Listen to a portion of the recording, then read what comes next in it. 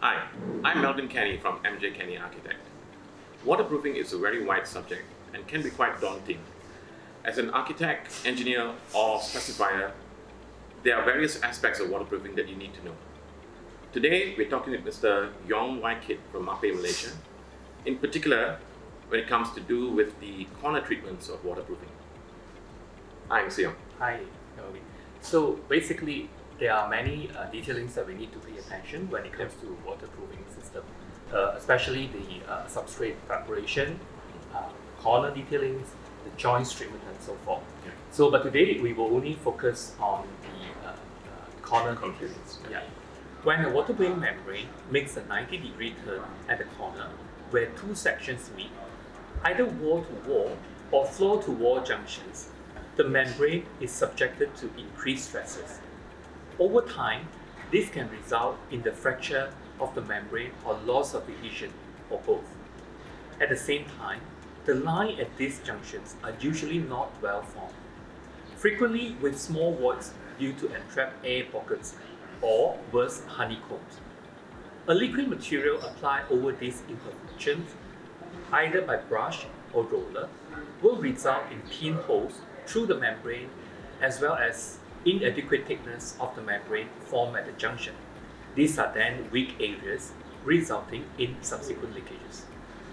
To overcome both problems, a pre-treatment of the corner is necessary. There are two ways to do this. Number one, we can actually creating the angle fillet by using our Mapei Grub Patch 218. Normally what people do is they will use cement sand. We have an easy to use way that you can actually use our Mapei Grub Patch to form these angle fillets, just mixed with water. So do you have another option that you could use for the treatment of the corners? Yeah, sure. Actually, we do have a new product called Mapei Easy. Right. Yeah, so this is actually an elastic plate that you can actually sandwich in between the waterproofing system. Okay. And it's actually very easy to apply. You can see there is actually a middle line here that you can actually apply it over the angle fillets. Interesting. Yes.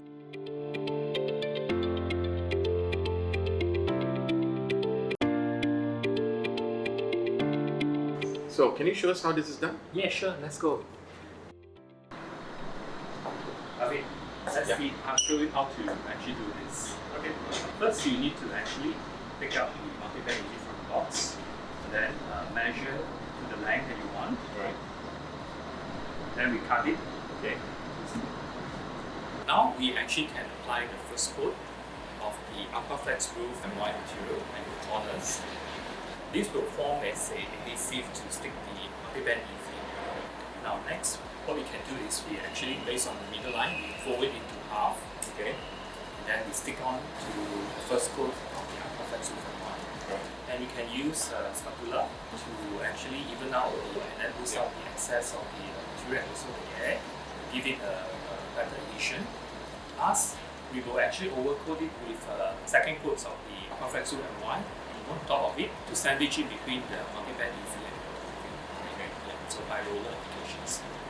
So just to ensure the coverage actually cover all the multi-band that you can see. It looks easy, right? Yeah. Melvin, would you like to try it? Why not? Yeah, sure. Doesn't look too difficult. Yeah. See?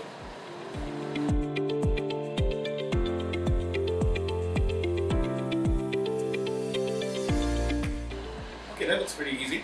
Yeah. But does this take last? Yes. Multi-band easy has very high elongation rate, more than 300%, and it also has high tensile strength of 45 Newton over 15 mm. That means this actually multi-band easy can withstand stresses at over the waterproofing membrane.